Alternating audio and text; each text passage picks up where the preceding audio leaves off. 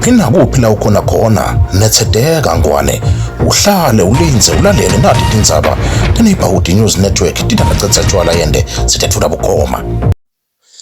Ihambe kahle kakhulu imidlalo yetikolwa laphaya eGunvini High School Sports Ground lakhona letikolwa betikadze tichaswe ngemali yindvuna yenkundla yasemthongwaneni babe Themba Ncumalo.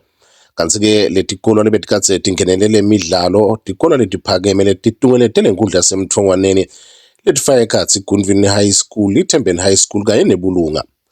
Kanti-ke le midlalo ayicali kubanjwa kulesikole njengoba indvuna yenkundla solo yathatha ehhovisi lenkundla solo iyayidlalisa lemidlalo njalo nje ngeminyaka.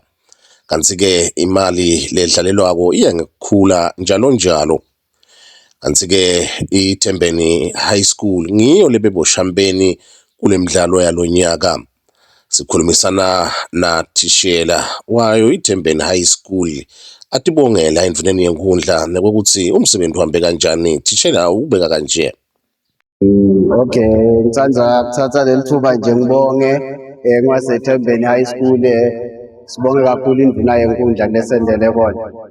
Thina nje siyithembeni asikavamisi ukujoyina ka-Triple SA. So lithuba labalitfolako nje kuba ngileli and balijabulela kakhulu abantu. So nje ngithi ngibonga ngicedze endvuneni ngiyafisa iqhubeke ikwende lokuhle. Siyithembeni sijabule kakhulu nalokuthi nje sibe on the winning side. So siyabonga kakhulu. Yebo sizamile kutilungiselela ngabatshela ngathi this time around noma kanjani ngivele sibuye nayo. And I'm happy lokuthi kugcine kwendekile level ifisile. So I'm very happy. Siyabonga kakhulu kwakanye kuNcumalo batha. Kanti-ke ngakulokunye nakapteni wesikole waseThembeni uthi bebavele bayilambele lenzebe kungako bayithethe. Sijabule kakhulu ngokuthi siyithembeni sigcine siphumelele lo nyaka ekuthenini sithathe lenzebe. Kwalo iminyaka besolo sizama sidlala sibonga nesendvuneni ukuthi sibekele imali nalonyaka nje siqhubeke singema games sidlale siyabonga. Indvuna yenkundla nasemnyaka lotako itaphinze yente lokunjena kona lokho futhi ngento kayithi gaga. Niyathembisa ukuyidefenda iminyaka lotako. Kakhulu sithembisa sitawufaka amandla ethu lamakhulu kakhulu. Konke siyashowcase. Nasemnyakeni lotako sicela athi mani na coach asibambisele wethu siqhubeke sithathe kule number 1.